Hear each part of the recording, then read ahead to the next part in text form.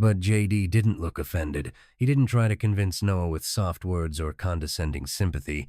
Instead, he simply said, "When I was a kid, my mom and I used to live in our car." Noah's breath caught in his throat. JD's eyes didn't waver, didn't fill with that empty sadness people performed when they wanted to seem like they cared. "It wasn't always like that," JD continued, his voice steady, as if he had told this story before, though Noah had the feeling he didn't share it often. "We had an apartment, a little place with yellow walls. My mom worked at a salon. She used to cut my hair in the kitchen, made a mess every time, but she said the floor was easier to sweep there." Noah swallowed hard. He could picture it. The yellow walls, the kitchen haircuts, the sense of something almost normal before it all disappeared. But when she lost her job, everything went fast, Elle said. Rent was due, bills piled up, the car broke down, and we couldn't fix it. We tried staying with friends, but that never lasted. So we did what we had to do. We slept in parking lots, sometimes in shelters when we could get a spot, and when we couldn't, his fingers traced the rim of his coffee cup. We went hungry. Noah's chest tightened. He knew what it felt like to watch your world shrink, to go from having a place to call home to counting every coin, every crumb, every fading moment of security until it was all gone. He gripped the mug in front of him, not for warmth, but for something to hold on to.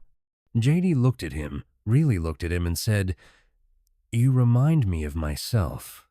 Noah's throat felt tight. He wanted to argue, to push back, to say that JD had no idea what it was like to be him. But the words wouldn't come, because for the first time in a long time, he wasn't so sure that was true.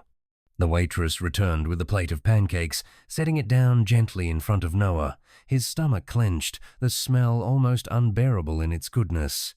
"Eat," Eat said softly. "It's okay." Noah hesitated only a second longer before picking up the fork. The first bite was so good it almost hurt. JD didn't say anything as Noah ate, didn't push for conversation or ask invasive questions. He just let him have this moment, this one thing that was safe.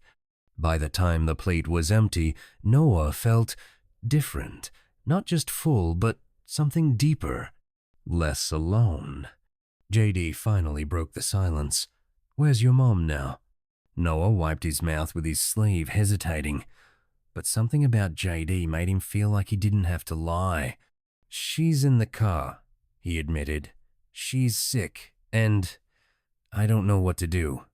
JD nodded slowly, as if he had expected that answer. "Does she have medicine?" Noah shook his head. "We can't afford it." JD glanced down at his coffee, his fingers tapping against the mug. When he looked back up, there was something solid in his expression, not just sympathy, a decision. "What if I told you there's a way out of this?" JD asked. "A way to get real help. Not just a meal today, but a plan to get you and your mom somewhere safe." Noah stiffened. This was the part where things usually fell apart, where someone said, "There are shelters, you know. You could call social services, maybe a foster home." People always had ideas, but none of them understood the fear of losing the only person who mattered. "We can't go to a shelter," Noah said quickly, "and no one can take me away from her." JD held up a hand, stopping him. "No one's taking you away from your mom. I wouldn't let that happen." Noah searched his face for any sign of a lie. He found none. "I know someone," JD continued. "Her name is Carmen. She runs a program that helps families exactly like yours people who need medical assistance, housing, work programs. It's not a shelter. It's not a temporary fix. It's real help." Noah's heart pounded. He wanted to believe him. He wanted to believe this wasn't just another empty promise. But trust was dangerous. JD must have sensed his hesitation because he leaned forward slightly. "Look, you don't have to say yes right now, but let me at least meet your mom. Talk to her, and if she's okay with it, we'll see what we can do." Noah took a shaky breath. This felt big. like the moment before the ground shifted beneath his feet. Finally, he nodded. JD stood, leaving enough money on the table to cover the bill and a generous tip. Then, with a steady voice, he said, "Lead the way." And just like that, everything began to change. A new beginning. The walk back to the car felt different. The weight of the food in Noah's stomach should have made him feel better, should have given him the strength he needed to shake off the doubt crawling up his spine, but it didn't. His mother always told him to be careful with kindness, to look for the hidden cost behind every helping hand. And yet, JD wasn't like anyone else he had met before. He didn't offer empty words or vague encouragements. He didn't talk about temporary solutions or places that would split them apart. He had sat across from him, seen the kind of hunger that went beyond food, and told him that he understood. Now, as they approached the car, Noah hesitated. The old blue Honda was exactly where he had left it, hidden in the farthest corner of the abandoned parking lot, half covered by overgrown bushes. His mother had insisted they move it every few days, so the police wouldn't notice.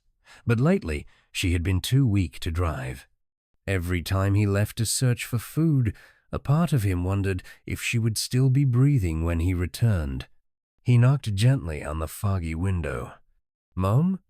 For a long moment, there was no response. Then, slowly, the pile of blankets in the driver's seat stirred. A pale face appeared, eyes heavy with exhaustion, and Noah's stomach clenched at how much worse she looked since that morning. She blinked, confusion clouding her gaze as she saw JD standing behind him. "Noah," she rasped, her voice barely above a whisper. "Who?" "It's okay," he said quickly. "This is Jay. He helped me." She struggled to sit up, wincing at the effort. JD didn't move closer, didn't push. He stayed exactly where he was, his hands in his coat pockets, watching her with quiet patience. Noah's mother was proud. Even when she had nothing, she hated taking charity. She had spent her whole life working long shifts at the clinic, nights studying to become a full-time nurse, always telling Noah that they were going to be okay. She had built her identity on being the one who helped others. Accepting help for herself was harder. She coughed, gripping the blanket tight around her shoulders. "I appreciate the concern, but we're fine." Noah's jaw tightened. They weren't fine. They hadn't been fine in months. JD didn't argue. He crouched down, meeting her eyes through the open car door. "I was about Noah's age when my mom and I were living out of our car," he said, voice steady but not pitying. "We kept telling ourselves it was temporary, just a rough patch, that if we just got through one more week, one more month, things would go back to normal." Noah's mother stilled. JD continued, "But it didn't get better on its own, it only got worse. And then someone who didn't have to decided to help us, and that changed everything." His mother swallowed hard. Noah could see the battle behind her eyes, the part of her that wanted to believe him warring with the part of her that had spent too long trying to survive alone. JD leaned forward slightly. "You don't have to do this alone anymore." The silence stretched between them. Then, for the first time in as long as Noah could remember, his mother let out a shaky breath and whispered, "What kind of help?" JD's expression softened, as if he had been waiting for that moment. "There's a woman named Carmen. She works with a housing program that helps families in medical crises. It's not a shelter. It's an actual apartment, yours, for as long as you need to get back on your feet. She can also help you get medical care, medication, and job placement once you're ready." His mother shook her head, pressing her fingers to her temples. "I've applied for assistance before. The waiting lists are too long. We don't have time to wait." "You won't have to," JD said. "Carmen already has a place open. You could move in today." Noah's breath caught. His mother froze. JD let the words sink in before adding, "All you have to do is meet her. No commitments, no strings attached. Just talk to her." Noah turned to his mother, his chest tight. "Mom, please." He didn't have to say more than that.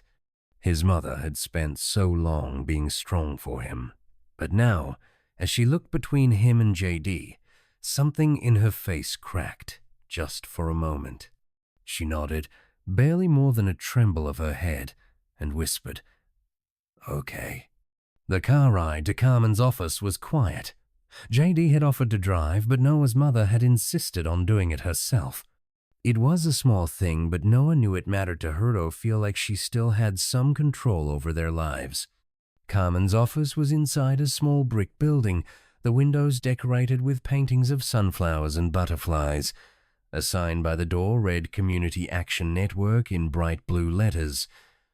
Inside, the air smelled of fresh coffee and something warm, like cinnamon.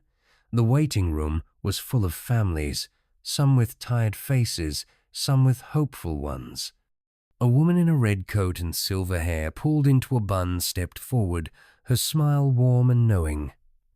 "You must be Marina," she said, offering her hand to Noah's mother, "and you must be Noah." Noah hesitated before shaking her hand. "Come on in," Carmen said, leading them down a hallway lined with colorful artwork. "Let's talk." The meeting felt surreal. Noah had spent so long hearing no that hearing yes felt foreign. Yes, they could move into an apartment today. Yes, there was a doctor waiting to see his mother. Yes, there were resources to help her get back on her feet.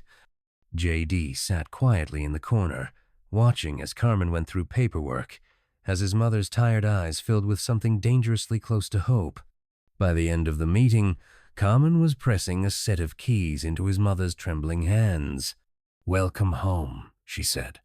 The apartment wasn't big, but to Noah it might as well have been a palace. It had walls, a door that locked, a kitchen, a bed. His mother walked through the space slowly, her fingers trailing over the counters, the walls, as if trying to convince herself it was real. Noah ran his hands over the fabric of the couch, testing the cushions, marveling at the fact that it was theirs. That night, for the first time in months, Noah slept in a bed. He could hear his mother breathing in the next room, steady and slow. No coughing, no shivering, just sleep. The next morning, JD showed up with groceries, setting bags of fresh fruit, bread, and milk onto the counter.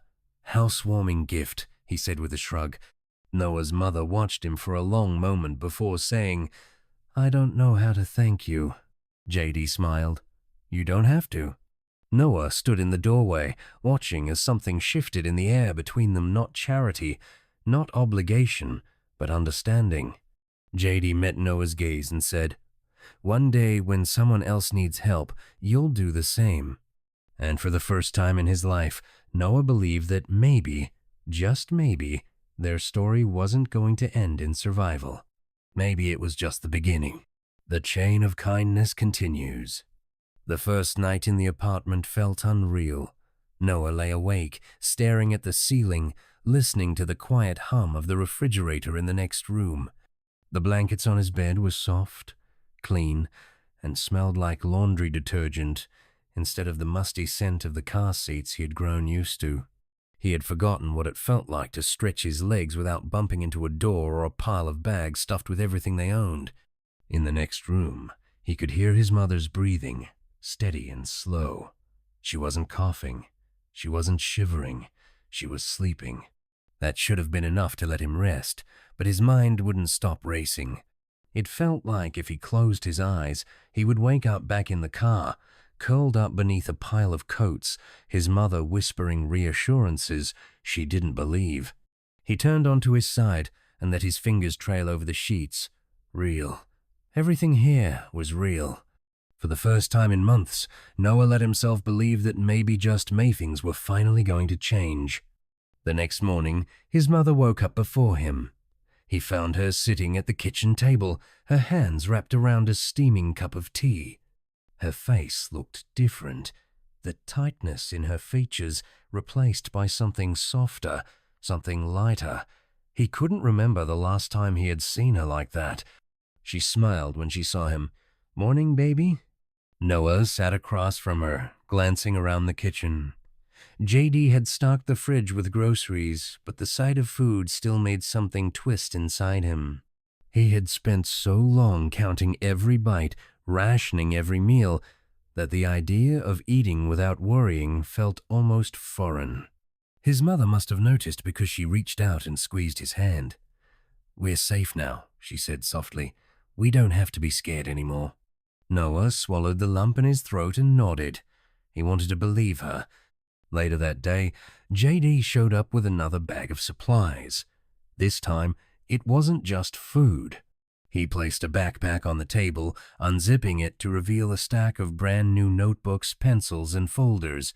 "School starts next Monday," JD said, sliding a piece of paper toward Noah.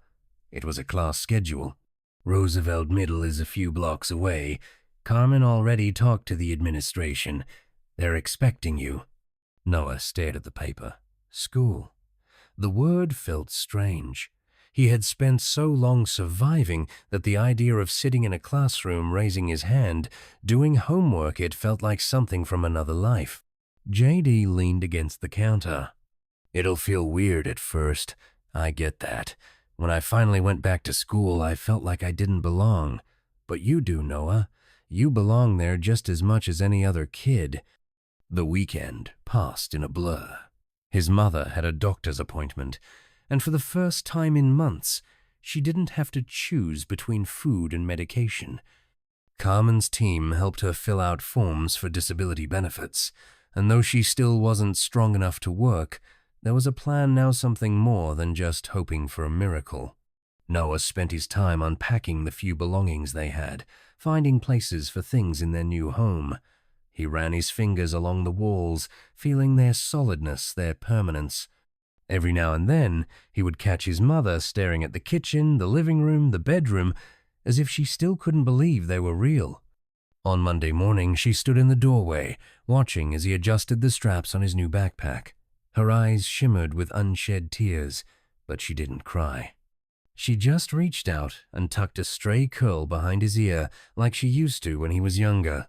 "You ready?" she asked. Noah wasn't sure, but he nodded anyway. Roosevelt Middle was bigger than he expected. The halls were loud and full of movement, kids talking, laughing, shoving books into lockers.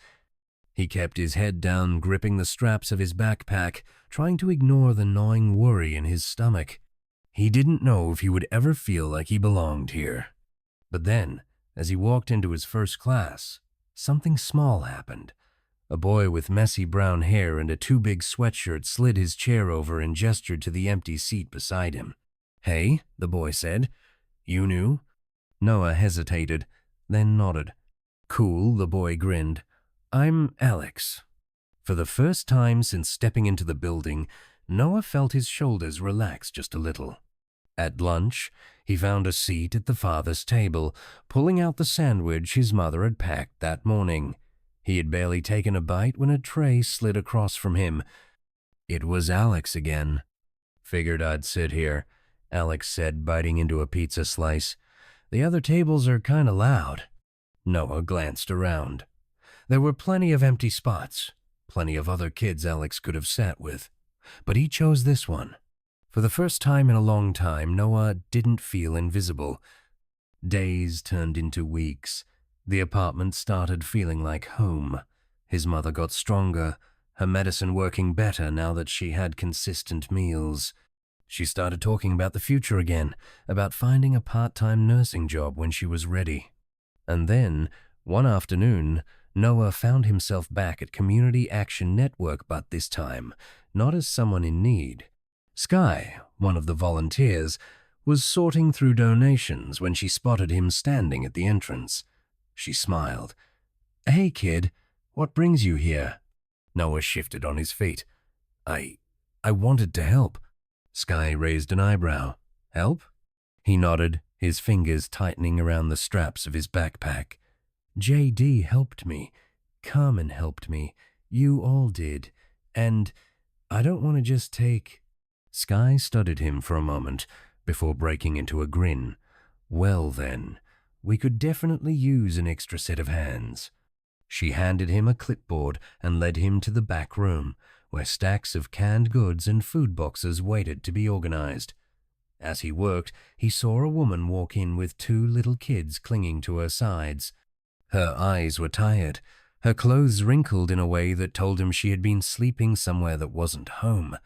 She looked exactly like his mother had just weeks ago. Something pulled in Noah's chest. He grabbed a food box, the same kind JD had brought to their apartment on that first night, and carried it over to her. "Here," he said, setting it down gently. The woman blinked at him, startled. "Oh, thank you."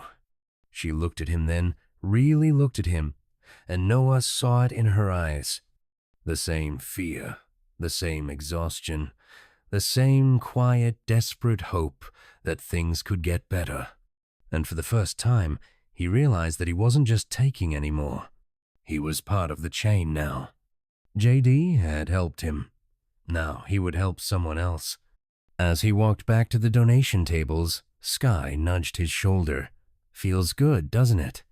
Noah thought about the food box, about the way the woman's hands had trembled when she took it, about the kids peeking out from behind her, eyes wide with something that wasn't quite hope but could be. He nodded. "Yeah," he said, "it does." Later that evening, as he walked home, he passed by the alley where he used to search for bottles. It looked different now, smaller somehow, like it belonged to another life. When he stepped into the apartment, his mother looked up from the couch, smiling. "How was your day?" Noah set his backpack down, breathing in the familiar scent of home. "It was good," he said. And for the first time in as long as he could remember, he truly meant it. Noah Carter's story is a powerful reminder of the resilience of the human spirit and the transformative power of kindness. Starting as a 12-year-old boy struggling to survive on the streets with his sick mother, Noah had learned to shut himself off from hope. He believed that survival was all he could expect from life. However, a chance encounter with JD Vance, a man who recognized Noah's pain from his own past, changed everything. JD didn't just offer food. He gave Noah a path out of desperation and a chance at a new life. With JD's help, Noah and his mother found housing, medical support, and most importantly, a sense of stability that had seemed impossible just days before. Noah's journey teaches us that even the smallest acts of kindness can create profound change. JD's decision to help was the catalyst for Noah's transformation, but it also set in motion a cycle of giving that Noah continued by helping others in need. The story highlights the importance of being vulnerable and accepting help when it's offered. In today's world, where many people struggle silently, Noah's story reminds us of the power of compassion and the difference it can make. By helping others, we not only change their lives but also our own. The key takeaway is simple. Kindness is transformative. Whether it's a meal, a conversation, or a small act of support, we can all make a significant impact. One person's decision to help can create a ripple of change that spreads far beyond what we imagine. And so, Noah's life changed in ways he could never have imagined. With the kindness of strangers and the love he had for his mother, he found a new beginning. The warmth of the apartment, the stability of a future that once seemed out of reach, and the support of those around him gave him hope once again. What started as a desperate search for survival turned into a journey of transformation, one that began with a single act of compassion and grew into a powerful chain of kindness that touched not only his life but the lives of others as well. Noah's story is a reminder that no matter how dark the path seems, there's always a chance for a new beginning, and sometimes it takes just one person to help light the way. Thank you for following Noah's journey. If this story moved you, don't forget to like, share, comment, and subscribe to stay connected. See you next time.